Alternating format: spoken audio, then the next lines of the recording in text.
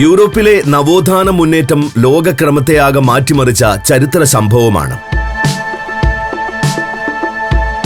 ആ നവോത്ഥാന മുന്നേറ്റങ്ങളുടെ കളിത്തൊട്ടിൽ എന്ന് വിശേഷിപ്പിക്കുന്ന നഗരത്തിലേക്കാണ് ഇന്ന് നാം സിറ്റി ടൂറിൽ യാത്ര ചെയ്യുന്നത്. ഇറ്റലിയിലെ ഫ്ലോറൻസ്. മധ്യകാലത്ത് യൂറോപ്പിന്റെ സാംസ്കാരിക കേന്ദ്രമായിരുന്ന ഇടം. ഫ്ലോറൻസ് തീർത്ത മാതൃകകൾ ഇന്നും ലോകത്തിനൊരു പാഠമാണ്. മുന്നോട്ടുള്ള സഞ്ചാരത്തിന് വഴികാട്ടിയും.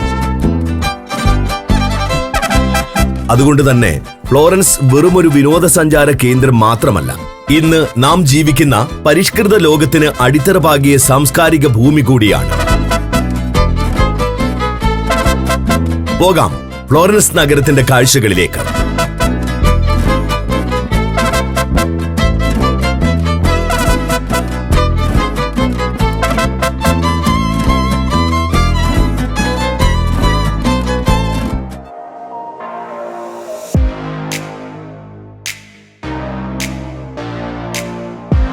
ഈ സിറ്റി ടൂറിൽ നാം എത്തുന്നത് ഫ്ലോറൻസ് നഗരത്തിലെ പ്രധാനപ്പെട്ട 10 ഡെസ്റ്റിനേഷനുകളിലേക്കാണ്. ആദ്യം സ്ട്രീറ്റുകളിലൂടെ ഒരു സൈറ്റ് സീയിങ് ബസ് ടൂർ. തുടർന്ന് basilica of Santa Maria Novella. അടുത്തതായി റിപ്പബ്ലിക് സ്ക്വയർ.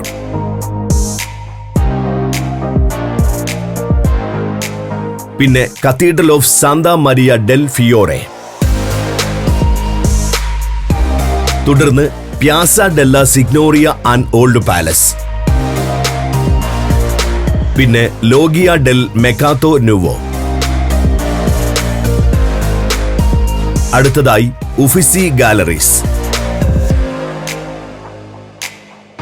അവിടെ നിന്നും ആർണോ റിവർ ആൻഡ് പോണ്ടെ വിക്കിയോ. തുടർന്ന് പലാസോ പിറ്റി ആൻഡ് ബൊബോളി ഗാർഡൻസ്. അവസാനമായി പിയാസാലെ മൈക്കലാഞ്ചലോ.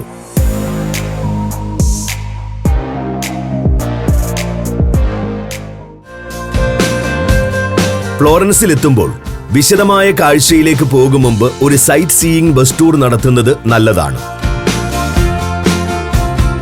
നഗരത്തിലെ പ്രധാന കാഴ്ചകളെ പറ്റിയും അവയുടെ സ്ഥാനത്തെ പറ്റിയും ഒരു ഏകദേശ ധാരണ ഇതിലൂടെ ലഭിക്കും. തുടർന്ന് നഗരമാപ്പ് ഉപയോഗിച്ച് നടന്നോ വാഹനത്തിലോ ഡെസ്റ്റിനേഷനുകൾ ഓരോന്നായി കാണുകയും ചെയ്യാം. സിറ്റി സൈറ്റ് സീയിങ് എന്ന ഓപ്പറേറ്ററാണ് ഈ സർവീസുകൾ നടത്തുന്നത്. ഇവ ഡബിൾ ഡെക്കർ ബസ്സുകളാണ്. മുകൾ ഭാഗം ഓപ്പൺ ഡെക്ക് ആയതിനാൽ മികച്ച കാഴ്ച സാധ്യമാകാൻ മുകൾ നിലയിൽ ഇരിക്കുന്നതാണ് നല്ലത്. ബസ്സിൽ നിന്ന് തന്നെ ടിക്കറ്റ് ലഭിക്കുകയും ചെയ്യും.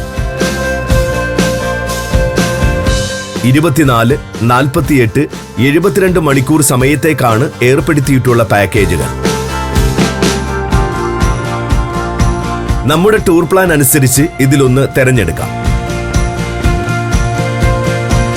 2 പ്രധാന റൂട്ടുകളിലൂടെ സിറ്റി ടൂർ സർവീസുകൾ കടന്നു പോകുന്നുണ്ട്. ലൈൻ എ അല്ലെങ്കിൽ ബ്ലൂ ലൈൻ എന്നറിയപ്പെടുന്ന റൂട്ട് നഗരത്തിനുള്ളിലെ പ്രധാനപ്പെട്ട ചരിത്ര കേന്ദ്രങ്ങളെ കൂട്ടിയിണക്കി സഞ്ചരിക്കുന്നു. അതോടൊപ്പം നഗരത്തിലെ സാധാരണക്കാരുടെ ജീവിതവും കാണാനാകും. ലൈൻ ബി സിറ്റിക്ക് പുറത്തേക്കും കൂടി യാത്ര ചെയ്യുന്നവയാണ്. മഞ്ഞുകാലത്ത് ലൈൻ ബിയിൽ ചില നിയന്ത്രണങ്ങളുണ്ടാകും. ബ്ലൂ ലൈനിൽ ഇത്തരം നിയന്ത്രണങ്ങളൊന്നുമില്ല. കാഴ്ചകൾക്കൊപ്പം ഓഡിയോ ഗൈഡിലൂടെ 8 ഭാഷകളിൽ വിവരണവും സൈറ്റ് സീയിങ് ബസ് ടൂറിൽ നിങ്ങൾക്ക് ലഭിക്കും. റിനൈസൻസ് കാലത്തെ ദേവാലയങ്ങൾ ഫ്ലോറൻസ് നഗരത്തിന്റെ പ്രധാന സവിശേഷതയാണ്.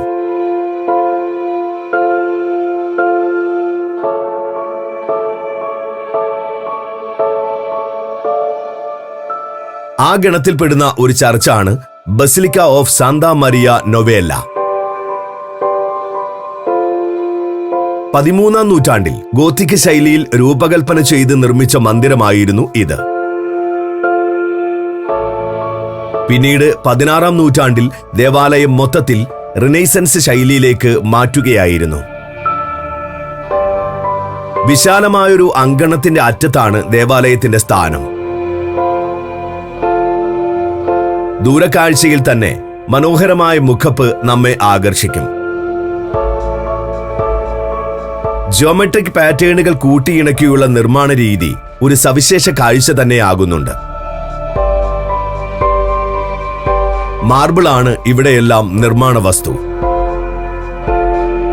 പുറംഭാഗം പോലെ തന്നെ അലങ്കാരങ്ങളാൽ സമൃദ്ധമാണ് ഉൾഭാഗവും.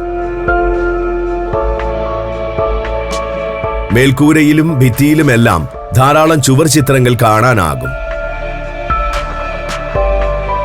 അൾത്താരകൾ ചിത്രങ്ങളാൽ നിറച്ചിരിക്കുകയാണ്. ശില്പങ്ങളും കൊത്തുപണികളുമെല്ലാം ഉൾപ്പെടുന്ന അലങ്കാരങ്ങൾ വേറെയും. സ്റ്റെയിൻ ചെയ്ത ചില്ലുജാലകങ്ങൾ ഉൾഭാഗത്തെ നിറപ്പകിട്ടാർന്ന മറ്റൊരു നിർമ്മാണ ഘടകമാണ്.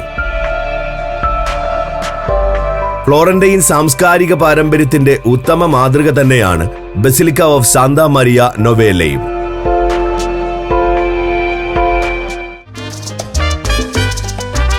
ഇനി നാം നടന്നെത്തുന്നത് റിപ്പബ്ലിക് സ്ക്വയറിലേക്കാണ്. ഫ്ലോറൻസ് നഗരത്തിന്റെ കേന്ദ്രം എന്ന് വിശേഷിപ്പിക്കാനാകുന്ന ചത്വരം. റോമൻ കാലത്ത് ഫോറം എന്നറിയപ്പെട്ടിരുന്ന നഗര കേന്ദ്രം ഇവിടെയായിരുന്നു. പിന്നീട് നഗരം വികസിച്ചപ്പോൾ ഫ്ലോറൻസിന്റെ സാംസ്കാരിക കേന്ദ്രവും റിപ്പബ്ലിക് സ്ക്വയറായി മാറി. ഇന്ന് നഗരത്തിലെ വിനോദസഞ്ചാരം കേന്ദ്രീകരിച്ചിട്ടുള്ളത് റിപ്പബ്ലിക് സ്ക്വയറിലാണ്.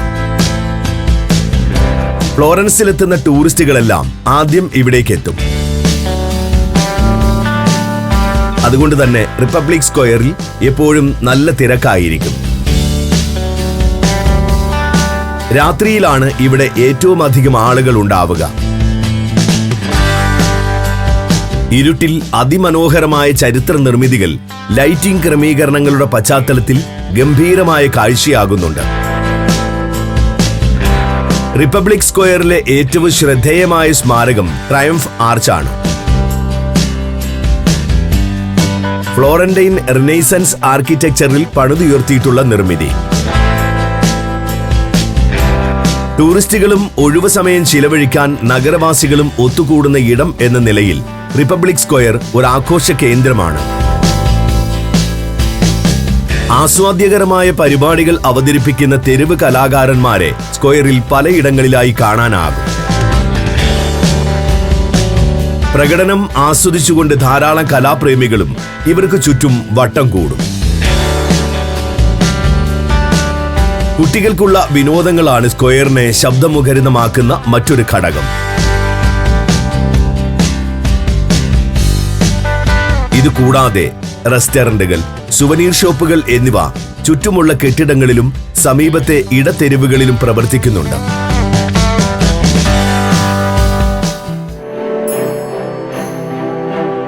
ഇനി കാണേണ്ടത് ഫ്ലോറൻസ് കത്തീഡ്രൽ എന്ന cathedral of Santa Maria del ഫിയോറയാണ്. നഗരത്തിന്റെ ആത്മീയ കേന്ദ്രമെന്ന് വിശേഷിപ്പിക്കാനാവുന്ന ദേവാലയം. അതിസുന്ദരമായ രൂപകൽപ്പന ചെയ്ത് നിർമ്മിച്ചിട്ടുള്ള ഒരു മധ്യകാല മന്ദിരമാണിത്. 13ഉം 15ഉം നൂറ്റാണ്ടിനിടയിലായിരുന്നു നിർമ്മാണ കാലം. കാലങ്ങൾക്കിപ്പുറവും സൗന്ദര്യത്തിലും രൂപഘടനയിലും ഒരു കോട്ടവും വരാതെ ദേവാലയം തലയുയർത്തി നിലകൊള്ളുന്നു. ബഹുനില മന്ദിരങ്ങൾ തിങ്ങി നിറഞ്ഞ പ്രദേശത്താണ് ഫ്ലോറൻസ് കത്തീഡ്രലിന്റെ സ്ഥാനം. മുമ്പിലായി പ്ലാസ ഡെൽ ഡുവോമോ എന്നൊരു സ്ക്വയറും സ്ഥിതി ചെയ്യുന്നുണ്ട്. സദാസമയവും ടൂറിസ്റ്റുകൾ വന്നു നിറയുന്ന സ്ക്വയറാണിത്. പ്രധാന കാഴ്ച കത്തീഡ്രലുമാണ്. മുന്നിലെ അങ്കണത്തിൽ നിൽക്കുമ്പോൾ ദേവാലയത്തിന്റെ ഗംഭീരമായ മുഖപ്പ് കാണാനാകും. കൊത്തുപണികളാലും ഡിസൈൻ പാറ്റേണുകളാലും ശില്പങ്ങളാലുമെല്ലാം അലങ്കൃതമായ മുഖപ്പ് തന്നെയാണ് ഇവിടെ കാഴ്ച. സങ്കീർണമായ ഡിസൈൻ രീതികൾ അവലംബിച്ചിട്ടുള്ള മുൻഭാഗത്തിന്റെ നിർമ്മാണ തികവ് സൂക്ഷ്മമായി നിരീക്ഷിച്ചാൽ മനസ്സിലാകും. കെട്ടിടത്തിന്റെ മറ്റൊരു പ്രധാന ഭാഗം ബൃഹത്തായ മകുടമാണ്. ഇഷ്ടികയിൽ നിർമ്മിച്ച ലോകത്തിലെ തന്നെ ഏറ്റവും വലിയ ഫ്രീ സ്റ്റാൻഡിംഗ് മകുടങ്ങളിൽ ഒന്നാണിത്. ആർക്കിടെക്ചർ ലോകത്ത് ഇന്നും അത്ഭുതമാണ് ഈ കുംഭഗോപുരവും നിർമ്മാണ രീതിയും. ദേവാലയത്തിന്റെ മണിഗോപുരത്തിൽ ഒരു ഒബ്സർവേഷൻ ഡെക്കും സജ്ജീകരിച്ചിട്ടുണ്ട്. ചരിത്ര നിർമ്മിതികൾ തിങ്ങി നിറഞ്ഞ ഫ്ലോറൻസ് നഗരത്തിന്റെ കാഴ്ച ഗംഭീരം തന്നെയാണ്.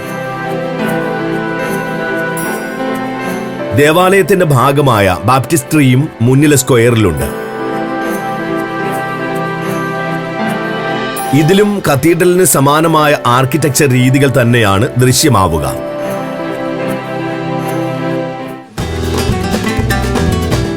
ഇനി നമുക്ക് പലാസോ വെക്കിയോ എന്ന ഓൾഡ് പാലസ് കാണാൻ പോകാം. പ്യാസ ഡെല്ല സിഗ്നോറിയ എന്ന സ്ക്വയറിന്റെ ഓരത്താണ് കൊട്ടാരത്തിന്റെ സ്ഥാനം. 13-ാം നൂറ്റാണ്ട് മുതലുള്ള ചരിത്രം കാഴ്ചവെക്കുന്ന ഒരു മ്യൂസിയമാണ് ഇന്ന് ഈ കൊട്ടാരം. കൂടാതെ ഫ്ലോറൻസ് നഗരത്തിന്റെ ടൗൺ ഹാളും പലാസോ വെക്കിയോയിൽ പ്രവർത്തിച്ചു വരുന്നു. ഫ്ലോറൻസ് ഇറ്റലിയുടെ തലസ്ഥാനമായപ്പോൾ ഭരണസിരാ കേന്ദ്രമായ ചരിത്രവും കൊട്ടാരത്തിനുണ്ട്. കലയുടെയും സംസ്കാരത്തിന്റെയും കേന്ദ്രമായ ഫ്ലോറൻസിന്റെ പാരമ്പര്യം തെളിഞ്ഞു കാണുന്ന നിർമ്മിതിയാണിതെന്ന് നിസ്സംശയം പറയാനാകും. കൊത്തുപണികളാലും ചുവർ ചിത്രങ്ങളാലും ശില്പങ്ങളാലും അതിമനോഹരമായി അലങ്കരിച്ചിട്ടുള്ള ഒരു ഗംഭീര മന്ദിരം. കൊട്ടാരത്തിനുള്ളിലേക്ക് ഗൈഡഡ് ടൂറുകൾ ഏർപ്പെടുത്തിയിട്ടുണ്ട്.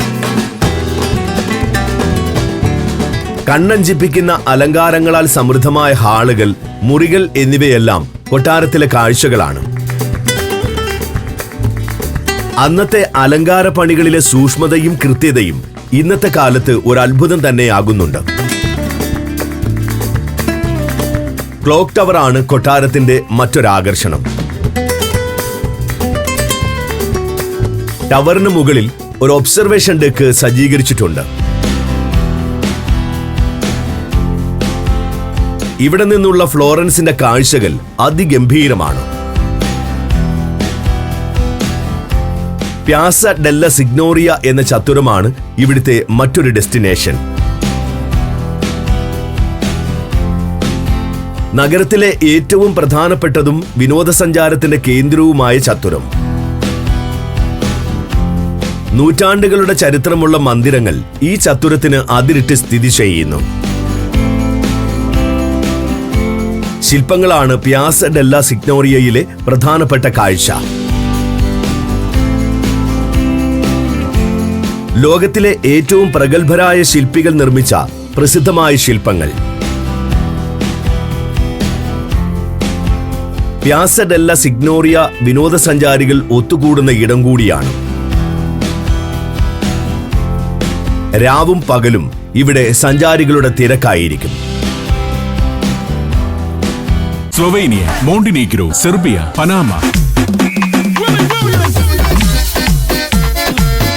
സഞ്ചാരം വോളിയം നമ്പർ 13 ഫുൾ HD-യിലുള്ള ഈ അപൂർവ ദൃശ്യയാത്രാ വിവരണ ശേഖരം സ്വന്തമാക്കാൻ 9995 444 222 എന്ന നമ്പറിലേക്ക് സഞ്ചാരം എന്ന് SMS ചെയ്യൂ.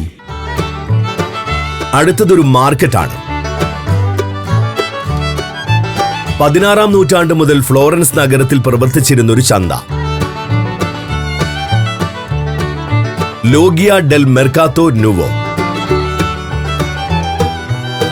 ഇതിൽ മുഖ്യ ആകർഷണം തുറസായ മാർക്കറ്റ് മന്ദിരമാണ്. ഫ്ലോറൻസിന്റെ നവോത്ഥാന വാസ്തുവിദ്യാ പാരമ്പര്യം വിളിച്ചോതുന്നൊരു നിർമ്മിതി. ശില്പങ്ങളും ഭംഗിയുള്ള അലങ്കാരങ്ങളും കമാനങ്ങളോടുകൂടിയ മേൽക്കൂരയുമെല്ലാം ഈ മന്ദിരത്തെ കാഴ്ചയിൽ സുന്ദരമാക്കി മാറ്റുന്നു. ഒരു കാലത്ത് സിൽക്ക് വസ്ത്രങ്ങൾ, ആഭരണങ്ങൾ എന്നിങ്ങനെ വില കൂടിയ വസ്തുക്കളാണ് ഇവിടെ വിൽപ്പന നടത്തിയിരുന്നത്. അന്ന് ദൂരദേശങ്ങളിൽ നിന്നുപോലും വ്യാപാരികൾ മാർക്കറ്റിലെത്തി കച്ചവടം നടത്തിയിരുന്നു. ഇവ വാങ്ങാനായി എത്തിയിരുന്നവർ ഫ്ലോറൻസിലെ വലിയ സമ്പന്നരാണ്. ആ പാരമ്പര്യമാണ് ഗംഭീരമായൊരു മന്ദിരം മാർക്കറ്റിനായി നിർമ്മിക്കുന്നതിന് കാരണമായത്. നൂറ്റാണ്ടുകൾക്കിപ്പുറം ഇതൊരു മാർക്കറ്റായി തന്നെ തുടരുകയാണ്. ഇന്ന് ടൂറിസ്റ്റുകളെ ലക്ഷ്യമിട്ടുള്ള ഉൽപ്പന്നങ്ങൾ ചന്തയിൽ വിപണനം ചെയ്യപ്പെടുന്നു.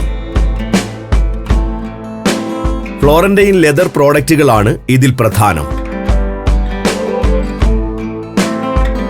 തുകൽ നിർമ്മിതമായ ബാഗ്, ബെൽറ്റ്, വാലറ്റ് എന്നിങ്ങനെ പലതരം ഉൽപ്പന്നങ്ങൾ വിൽക്കുന്ന നിരവധി സ്റ്റാളുകൾ മാർക്കറ്റിലുണ്ട്. ടൂറിസ്റ്റുകൾക്ക് വേണ്ടിയുള്ള സുവനീറുകളും. അതോടൊപ്പം പാരമ്പര്യം പിന്തുടർന്ന് സിൽക്ക് ഉൽപ്പന്നങ്ങളും ഇവിടെ വിൽപ്പന നടത്തിവരുന്നു. ഇവിടെ നിന്നും മുന്നോട്ട് നടന്നാൽ ഷോപ്പിംഗിന് പേര് കേട്ട വിയ പോർ സാന്താ മറിയ എന്ന സ്ട്രീറ്റിലും എത്താനാകും. പബ്ബുകൾ, ബാറുകൾ, അന്താരാഷ്ട്ര ബ്രാൻഡുകളുടെ ഔട്ട്ലെറ്റുകൾ എന്നിവയെല്ലാം ഇവിടെയുണ്ട്. ദിവസം മുഴുവനും സഞ്ചാരികളെ കൊണ്ട് നിറയുന്ന തെരുവുകൂടിയാണിത്.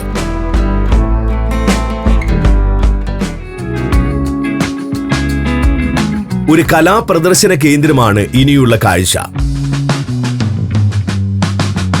ഉഫിസി ആർട്ട് ഗാലറീസ്. അതിപ്രഗത്ഭരായ കലാകാരന്മാരുടെ ഗംഭീര ആർട്ട് വർക്കുകൾ ഉൾപ്പെടുത്തിയിട്ടുള്ള പ്രദർശനം. ഡാവിഞ്ചിയും മൈക്കൽ ആഞ്ചലോയും ഉൾപ്പെടുന്ന ഇതിഹാസ കലാകാരന്മാർ ഫ്ലോറൻസ് കേന്ദ്രമാക്കിയാണ് പ്രവർത്തിച്ചിരുന്നത്. ഉഫിസി ഗാലറിയിൽ ആ പ്രതിഭാശാലികളുടെ പാരമ്പര്യം തെളിഞ്ഞു കാണാനാകും. മനുഷ്യന്റെ സർഗാത്മകതയുടെയും പ്രവർത്തന മികവിന്റെയും പൂർണ്ണത ഉഫിസിയിലെ സൃഷ്ടികളിലുണ്ട്. കൂടാതെ അതാത് കാലത്തെ സാമൂഹിക സാഹചര്യങ്ങളെയും കൂടി ഈ സൃഷ്ടികൾ പ്രതിഫലിപ്പിക്കുന്നു. ഗ്രീക്ക് കാലം മുതൽക്കുള്ള ശില്പങ്ങൾ ഉഫിസി ഗാലറിയിൽ ഉൾപ്പെടുത്തിയിട്ടുണ്ട്. എന്നാൽ മധ്യകാലത്തെയും നവോത്ഥാന കാലത്തെയും ഇറ്റാലിയൻ കലയ്ക്കാണ് കൂടുതൽ പ്രാധാന്യം നൽകിയിരിക്കുന്നത്. യൂറോപ്യൻ നവോത്ഥാനത്തിന്റെ കളിത്തൊട്ടിൽ എന്ന് വിശേഷിപ്പിക്കുന്ന നഗരത്തിന്റെ കലാസാംസ്കാരിക വളർച്ചയുടെ പൂർണ്ണത ഈ പ്രദർശനത്തിലൂടെ കണ്ടറിയാനാകും. അതുകൊണ്ട് തന്നെ ഒരു ഗൈഡിനൊപ്പം ഉഫിസി ഗാലറി സന്ദർശിക്കുന്നതാണ് ഉത്തമം. ഓരോ സൃഷ്ടിയുടെയും സവിശേഷതകളും ചരിത്രവുമെല്ലാം ഗൈഡ് നിങ്ങളുമായി പങ്കുവെക്കും.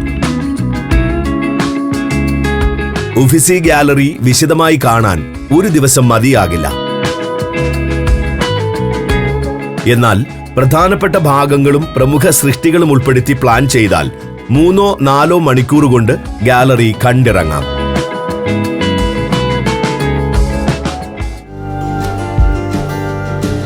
നമ്മുടെ അടുത്ത ലക്ഷ്യം ഫ്ലോറൻസിന്റെ സാംസ്കാരിക വാഹിനിയായ ആർനോ നദിയാണ്.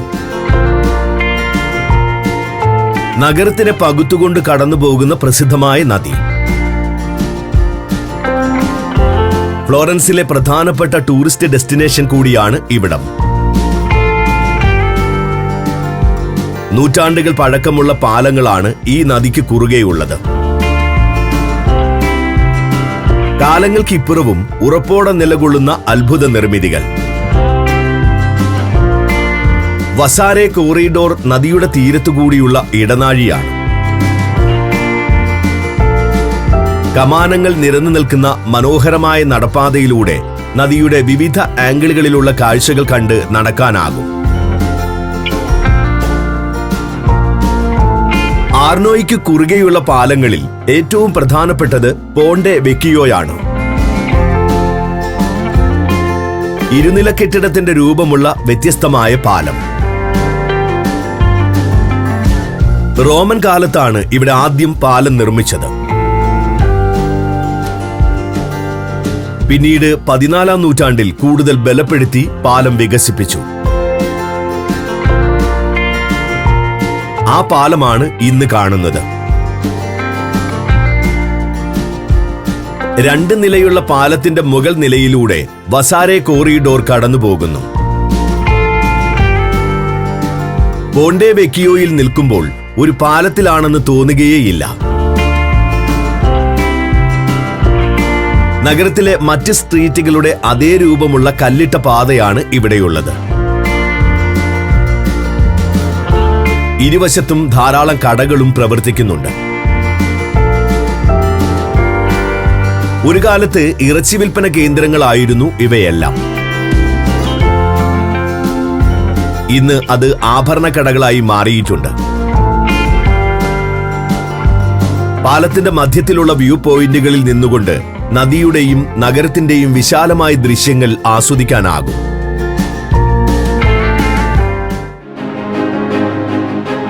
ഇനി പലാസോ പിറ്റി എന്ന കൊട്ടാരം കാണാൻ പോകാം. അതോടൊപ്പം കൊട്ടാരത്തിന്റെ ഭാഗമായ ബൊബോളി ഗാർഡൻസും. 16-ാം നൂറ്റാണ്ടിൽ ഒരു സമ്പന്നനായ ബാങ്കറാണ് ഈ കൊട്ടാരം ആദ്യം നിർമ്മിച്ചത്. പിന്നീടിത് നഗരം ഭരിച്ചിരുന്ന മെഡിച്ചി കുടുംബം വാങ്ങുകയായിരുന്നു. ബൊബോളി ഗാർഡൻസ് കൂട്ടിച്ചേർത്തത് മെഡിച്ചി കുടുംബമാണ്. പലാസോ പിറ്റി ഇന്നൊരു ചരിത്ര മ്യൂസിയമാണ്. ഫ്ലോറന്റൈൻ ചരിത്രം വിശദമായി അവതരിപ്പിക്കുന്ന പ്രദർശന കേന്ദ്രം. റിനൈസൻസ് ആർക്കിടെക്ചറിൽ രൂപകൽപ്പന ചെയ്ത കൊട്ടാരം അകത്തും പുറത്തും ഗംഭീര കാഴ്ചയാകുന്നുണ്ട്. പല ഗാലറികളായി തിരിച്ചാണ് ഉള്ളിൽ പ്രദർശനം ക്രമീകരിച്ചിട്ടുള്ളത്. ഇതിൽ ഏറ്റവും ആകർഷകം പലാറ്റിൻ ഗാലറിയാണ്. രാജഭരണകാലത്തിന്റെ ഓർമ്മകൾ സംരക്ഷിച്ചിട്ടുള്ള മ്യൂസിയത്തിലെ വിഭാഗം. അതിമനോഹരമായി അലങ്കരിച്ച മുറികൾ, ഹാളുകൾ എന്നിവയെല്ലാം ഇവിടെ കാണാം. കൂടാതെ മെഡിച്ചി കുടുംബത്തിന്റെ കൈവശമുണ്ടായിരുന്ന കലാസൃഷ്ടികളും പലാറ്റിൻ ഗാലറിയിൽ പ്രദർശനത്തിന് വെച്ചിട്ടുണ്ട്. ഗാലറി ഓഫ് മോഡേൺ ആർട്ട് എന്ന വിഭാഗത്തിലുള്ളത് ഇറ്റാലിയൻ ചിത്രകാരന്മാർ തയ്യാറാക്കിയ ശില്പങ്ങളും ചിത്രങ്ങളും അടക്കമുള്ള കലാസൃഷ്ടികളാണ്.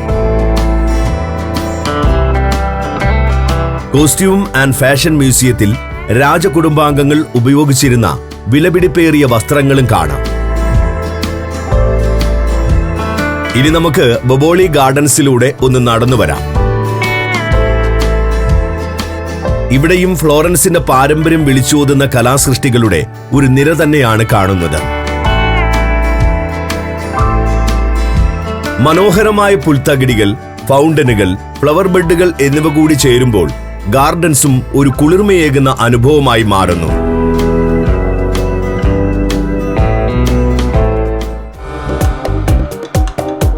നമ്മുടെ അവസാന ഡെസ്റ്റിനേഷൻ ഒരു വ്യൂ പോയിന്റ് ആണ്. പിയാസാലെ മൈക്കലാഞ്ചലോ. നഗരത്തിലെ കുന്നിൻ മുകളിൽ ഒരുക്കിയിട്ടുള്ള മനോഹരമായൊരു സ്ക്വയർ. പ്രഗത്ഭ കലാകാരനായിരുന്ന മൈക്കലാഞ്ചലോയുടെ സ്മരണ നിലനിർത്തിക്കൊണ്ടാണ് ചത്തുരത്തിന്റെ രൂപകൽപ്പന. സ്ക്വയറിന്റെ മധ്യത്തിലായി മൈക്കലാഞ്ചലോയുടെ പ്രശസ്ത ശില്പം ഡേവിഡ് സ്ഥാപിച്ചിട്ടുണ്ട്. എന്നാൽ പിയാസാലെ മൈക്കലാഞ്ചലോയുടെ പ്രധാന ആകർഷണം ഇവിടെ നിന്നും കാണാനാകുന്ന ഫ്ലോറൻസ് നഗരത്തിന്റെ വിശാല ദൃശ്യങ്ങളാണ്. കത്തീഡ്രലും കൊട്ടാരവും പോണ്ടെ വെക്കിയോ പാലവുമെല്ലാം കുന്നിൻ മുകളിൽ നിന്നും ഒറ്റ നോട്ടത്തിൽ കാണാനാകും. നഗരത്തിന്റെ ഫോട്ടോകൾ എടുക്കുവാനും ഇവിടം നല്ലൊരു പോയിന്റാണ്. രാത്രിയിൽ വിളക്കുകൾ തെളിയുന്നതോടെ നഗരത്തിന്റെ ദൃശ്യങ്ങൾ കൂടുതൽ സുന്ദരമാവുകയും ചെയ്യും. നഗരവാസികൾ ഒഴിവു സമയം ചിലവിടാനായി എത്തുന്ന എന്റർടൈൻമെന്റ് സ്പോട്ട് കൂടിയാണിത്. ഇവിടെ നിന്നും മനോഹരമായ സൂര്യാസ്തമയ കാഴ്ചകൾ ആസ്വദിക്കാനാകും. അതുകൊണ്ട് തന്നെ വൈകുന്നേരങ്ങളിലാണ് പിയാസാലെ മൈക്കലാഞ്ചലോയിൽ തിരക്ക് കൂടുന്നത്. ഇതിന് സമീപത്ത് തന്നെ ബെസിലിക്ക ഡി സാൻ മിനിയാറ്റോ എന്ന ദേവാലയവും സ്ഥിതി ചെയ്യുന്നുണ്ട്. മധ്യകാലത്തെ റൊമനസ്ക് ആർക്കിടെക്ചറിൽ ഡിസൈൻ ചെയ്തിട്ടുള്ള മികച്ച നിർമ്മിതിയാണിത്.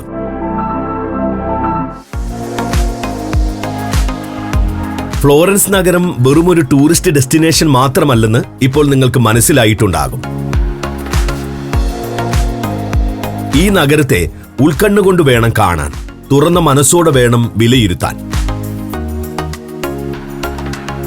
ഇവിടെ കാണുന്നതെല്ലാം വെറും കാഴ്ചകൾ മാത്രമല്ല, ആഴവും പരപ്പുമുള്ള ആശയങ്ങളും മൂല്യങ്ങളും കൂടിയാണ്.